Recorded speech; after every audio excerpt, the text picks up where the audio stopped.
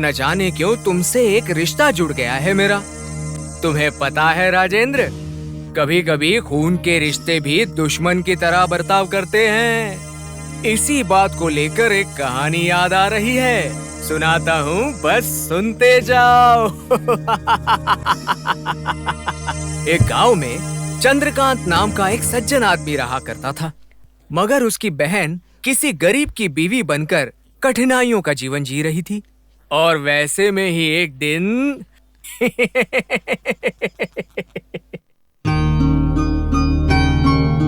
लक्ष्मी। हाँ जी। अरे तुम्हें नहीं, छोटी लक्ष्मी, अच्छे से खा लो बेटा। सुबह से भूख भूख बोल रही थी, ठीक से खा लो। बच्चों को ज्यादा खाना चाहिए। हाँ?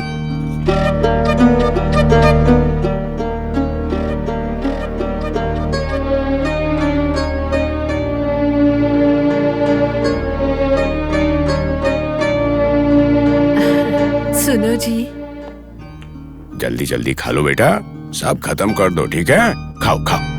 अजी, हाँ। अब एक के बाद एक त्योहार आने शुरू हो जाएंगे। मैंने कितना समझाया पर नए कपड़ों की जिद कर रही है ये लक्ष्मी।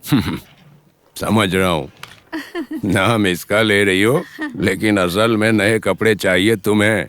ऐसा कुछ नहीं है, चाहे तो खुद ही पूछ लीजिए अपनी लाडली से। लक्ष्मी, बड़ी लक्ष्मी, तुम्हारे लिए एक नई साड़ी और साथ में एक चोली और एक चेन भी। ये सब नहीं चाहिए ना? मैं क्यों मना करूंगी, साल में एक ही बार तो त्योहार आता है।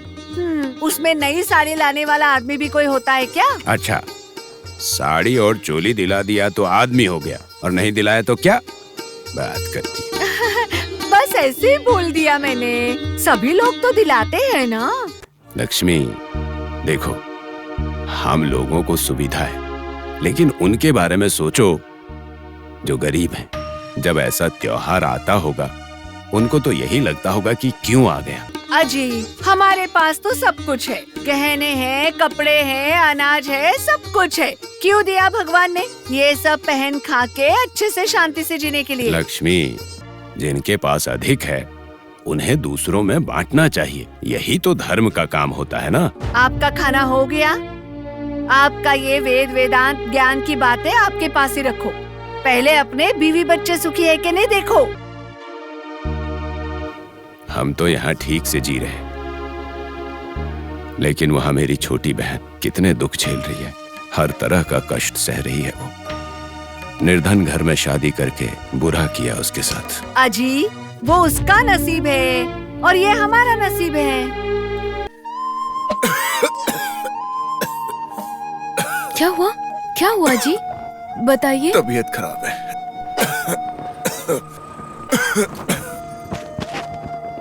आपके लिए दलिया लाई हूँ, लीजिए।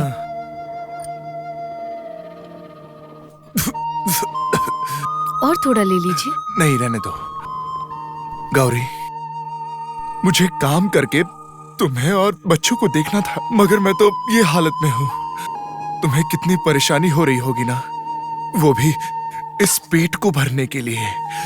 मुझे तो शर्म आ रही है। आप क्यों परेशान हो रहे हैं? आप अपनी इच्छा से नहीं बैठे हैं ना, आप अपनी तबीयत से मजबूर हैं। देखिए, जब आपकी तबीयत ठीक थी तो मुझे कितने अच्छे से रखा था। आप बस जल्दी से ठीक हो जाइए, हमें भी एक दिन अच्छा दिन देखने मिलेगा। तुम पहले से ही इतना उधार ले चुकी हो, वो सब तुम कैसे चुकाओगी? और खाने के लिए क्या करोगी? मेरे बारे में चिंता मत कीजिए, आप जल्दी से बस ठीक हो जाइए, उसके लिए मैं कुछ भी कर सकती हूँ। गौरी, गौरी!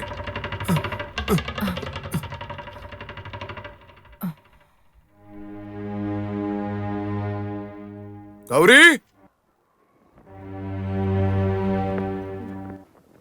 जी साहूकार जी। थोड़ा सा भी ज्ञान है तुम्हें? ऐसे क्यों बोल रहे हैं साहूकार जी? उधार लेना याद रहता है, लेकिन उसे वापस देना याद नहीं रहता। दे देंगे साहूकार जी, हमारी स्थिति के बारे में आपको तो पता ही है ना। दे देकर तुम्हारी स्थिति में मुझे भी आने के लिए आशीर्वाद दे रही हो क्या? ऐसा नहीं है साहूकार जी, आपकी संपत्ति और बढ़ेगी ताकि आप और 4 लोगों की मदद कर सके साहूकार जी। ठीक है, तुम्हें पता है ना कि मूल और ब्याज मिलाकर कितना होता है? जितना भी हुआ हो, कुछ ही दिनों में मेरे पति का स्वास्थ्य ठीक हो जाएगा। उसके बाद हम सब वापस कर देंगे। ओहो, तो ये है आपकी योजना। तुम्हारे पति का स्वास्थ्य इस जन्म में तो ठीक नहीं होगा और उधारी भी चुका नहीं पाओगी। साहूकार जी, मैं बस आपके उधार की बात कर रही हूँ। अगर आप मेरे पति के स्वास्थ्य के बारे में बात करेंगे तो मैं चुप नहीं बैठूंगी। चुप नहीं बैठोगी तो क्या करोगी?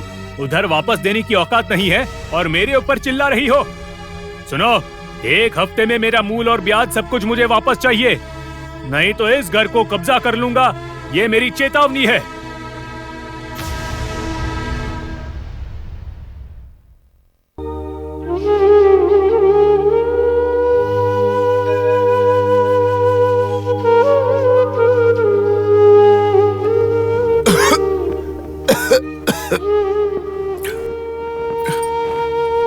गौरी, कुछ नहीं हुआ। साहूकार जी पूछ रहे थे कि हम उधार कब वापस करेंगे। मैंने कहा जल्दी ही दे देंगे, फिर वो चले गए। गौरी, मेरी तबीयत खराब है, लेकिन मेरे कान तो ठीक है ना गौरी। मुझसे झूठ मत बोलो, मैंने सब कुछ सुन लिया। गौरी, गौरी,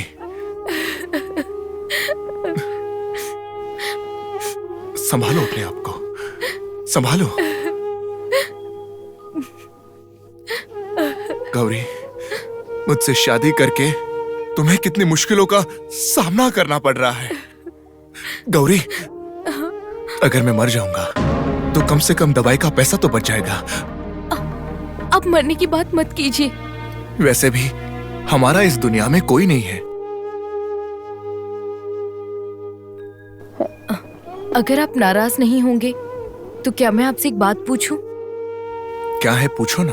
वो चंद्रकांत भैया मुझसे बहुत प्यार करते हैं। उन्हें देखे हुए बहुत दिन हो गए हैं और इतने दिनों से वो भी हमें देखने नहीं आए। क्या मैं एक बार उन्हें देखने, उनसे मिलने जा सकती हूँ? तुम उनसे मदद मांगने जा रही हो ना, है ना गौरी?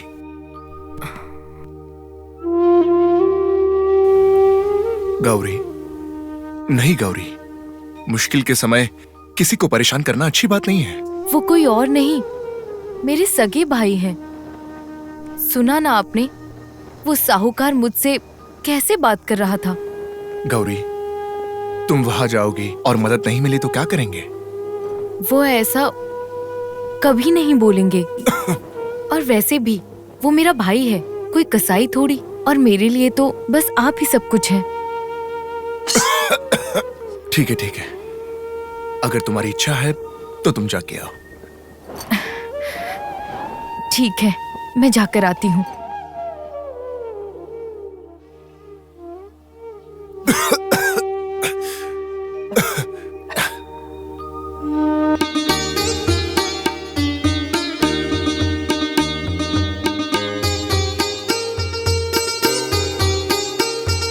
माँ, पिताजी कहाँ हैं?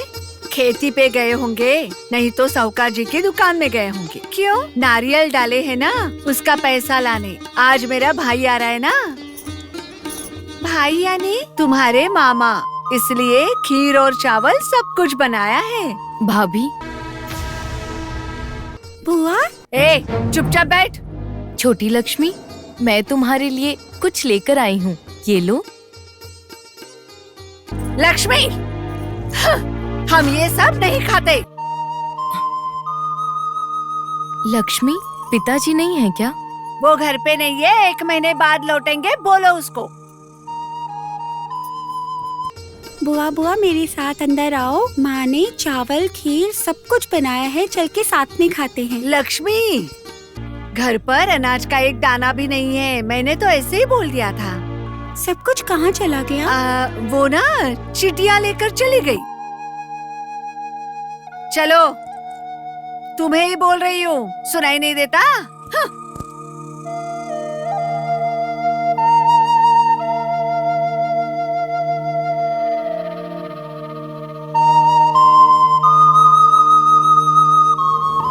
मैं चलती हूँ बेटा।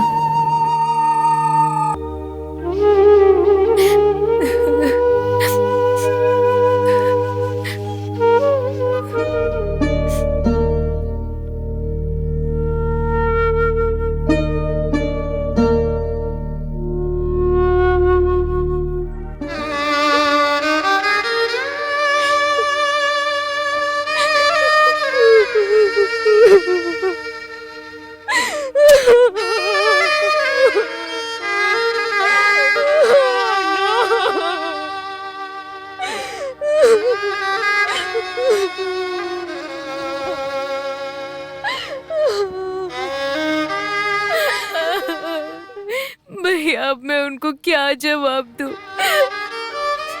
भाभी ने मुझे घर के अंदर ना बुलाकर अरे मुझे वापस भेज दिया। भाई भले ही मेरा हो, लेकिन भाभी हमारी नहीं हो सकती।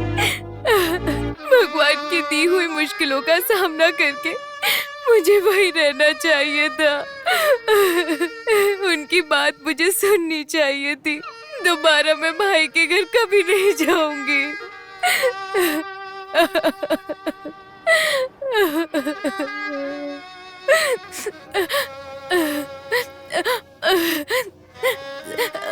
मुश्किल वक्त में किसी के घर का दरवाजा नहीं खटखटाना चाहिए। मुझे उनकी बात मान लेनी चाहिए थी। गौरी, भैया, भैया आप पत्नी के डर से तुम्हें बुलाने वाले भाई को क्षमा करना। ऐसा नहीं है भैया, वो मुझे सब पता चल चुका है, लेकिन अभी रहने दो। जीजा जी कैसे हैं? उनकी तबीयत खराब हुए 1 साल हो गया। मेरी मजदूरी से केवल दलिया भी मुश्किल है। उनकी दवा के लिए साहूकार से उधार लिया था। अब लग रहा है हमारा घर छिन जाएगा। सिर पर छत नहीं होगी तो हम सड़क पर आ जाएंगे। भैया आप मेरी मदद करेंगे, ये सोचकर आपके पास आई हूँ। तुम्हारी भाभी ने तुम्हें घर से भगा दिया था ना? इतना ही नहीं भैया, भाभी ने अपने भाई के लिए खीर, चावल और बहुत कुछ बनाया था। लक्ष्मी ने मुझे घर के अंदर बुलाया, लेकिन भाभी ने ऐसा कहा कि घर में एक दाना भी नहीं है, सब कुछ चींटियां लेकर चली गई हैं। उसने ऐसा कहा था क्या? छोड़ो गौरी, तुम मेरे साथ चलो। तुम्हारा भाई अभी जीवित है, तुम्हारा सारा दुख दूर कर दूंगा मैं। तुम चलो मेरे साथ। नहीं भैया, भाभी के साथ मारपीट मत करना। मेरे कारण आप दोनों में झगड़ा नहीं होना चाहिए। अरे नहीं, दूसरा तरीका है। अच्छा एक काम करो, ये पैसे ले लो, रख लो इसको। अरे लो ना। तुम यहाँ से घर चली जाना, ठीक है? और ध्यान से जाना, रात के खाने के समय तक मैं भी आ जाऊंगा। हम लोग मिलजुल कर कोई ना कोई समाधान ढूंढ लेंगे। ध्यान से जाना, कुछ ना कुछ तो करना पड़ेगा। अच्छा तुम जाओ जाओ, ध्यान से जाना, ठीक है? शाम होने से पहले पहुंच जाना।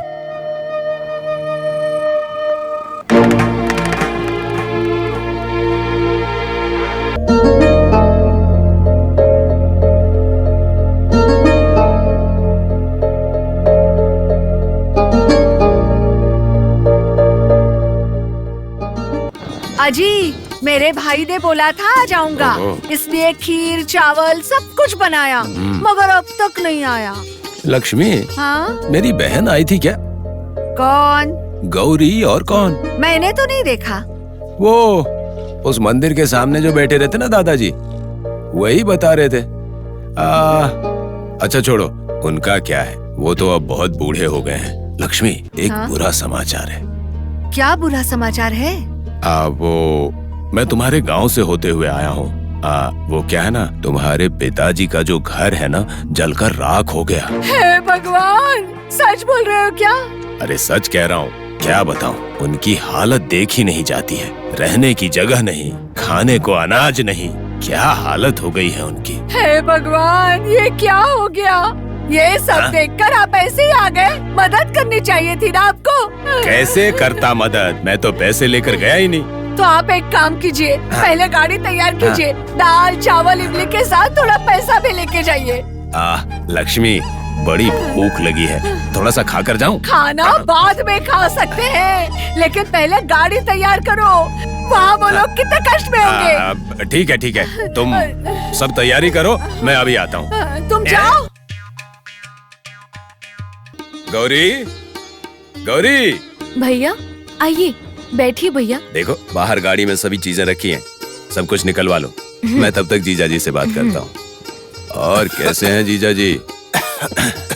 आराम से आराम से आराम से। बस मरा नहीं हो, अभी भी जिंदा हो।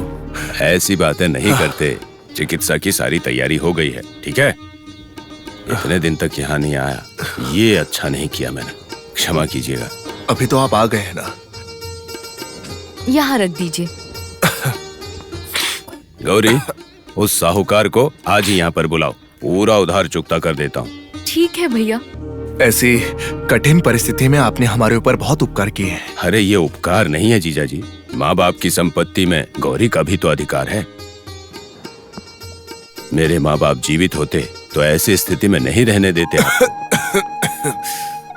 जी, मैंने कहा था ना, मेरा भाई मेरा साथ नहीं छोड़ेगा। अरे छोड़ो ये सब, बिना खाए पिए गाड़ी लेकर आया, भूख से जान निकल रही है मेरी। बताओ खाने में क्या है? भैया, मैंने आपका पसंदीदा खाना बनाया ठीक है ठीक है, थोड़ी सी हरी मिर्च भी डाल देना उसमें, ठीक है? स्वाद आ जाएगा। ठीक है भैया, आप हाथ मुंह धो लीजिए, मैं तब तक खाने की तैयारी करती हूँ। ठीक है ठीक है। जीजा जी, खाने के बाद बातचीत करते हैं, ठीक है? हाँ ठीक है।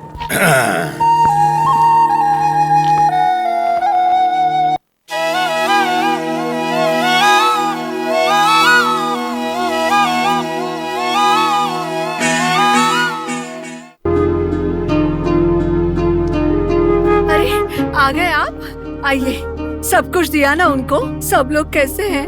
लक्ष्मी, तुम्हारे घर वालों तक सामानों में से कुछ नहीं पहुंचा पाया। क्यों जी?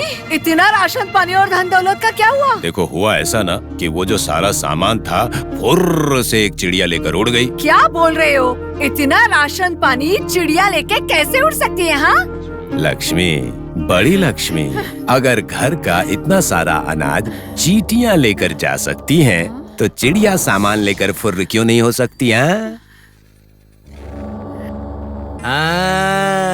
कहानी सुनी ना राजा? चंद्रकांत संकट में फंसी अपनी बहन को मदद कर रहा था, वो तो ठीक है, मगर गाड़ी में भरा हुआ सारा सामान गौरी लेकर गई, ऐसा क्यों कहा उसने? क्या कभी वैसा भी हो सकता है क्या? इस प्रश्न का जवाब पता होकर भी तुम नहीं बताओगे तो तुम्हारे सर में विस्फोट होकर 1000 टुकड़े हो जाएंगे। बेताल, चंद्रकांत की पत्नी ने कहा कि घर की सारी चावल चींटियां लेकर चली गई। अगर वो सच था तो ये भी सच है, वो संभव है तो ये भी हो सकता है, मगर असल में ये बात नहीं है बेताल। स्वार्थी और दुराहंकारी पत्नी को उसी के तरीके से अच्छा सबक सिखाया चंद्रकांत ने। उसका दिल तब पिघल गया था जब उसने सुना कि उसके पिता और भाई मुश्किल में है, पर उसका दिल तब नहीं पिघला जब उसने उसके पति के घर वालों की मुश्किलों के बारे में सुना। घर के दरवाजे पे आई हुई अपनी बहन को चींटियों की कहानी सुनाकर भेज दिया था, इसीलिए चंद्रकांत उसे गौरी और चींटी की कहानी सुनाकर अच्छा सबक सिखा रहा था। बहुत अच्छा जवाब दिया राजेंद्र। अब कितनी अद्भुत कल्पना शक्ति है तुम्हारी। चींटियां और गौरी के बारे में भी तुम्हें सब पता है, मगर मैं क्या करूं राजन, तुमने बात करके मौन जो तोड़ दिया है। तो मैं चला।